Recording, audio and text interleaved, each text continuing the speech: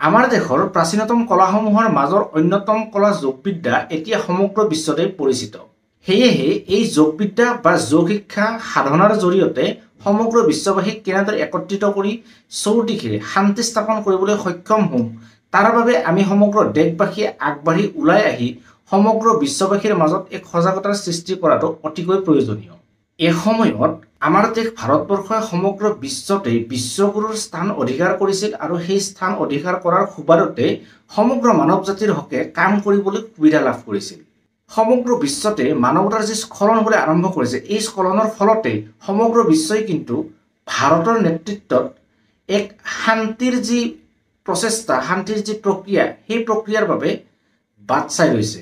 কিন্তু আজিৰ তাৰিখত এটা আটাইতকৈ ডাঙৰ প্ৰশ্নটো হৈছে যে ভাৰতবৰ্ষই পূৰ্বতে যিদৰে সমগ্ৰ বিশ্বতে এক বিশেষ স্থান অধিকাৰ কৰিবলৈ সক্ষম হৈছিল, বৰ্তমান সময়তো ভাৰতৰ সেই যি ক্ষমতা, সেই যি শক্তি বৰ্তমান সময়ত অটুট আছেনে?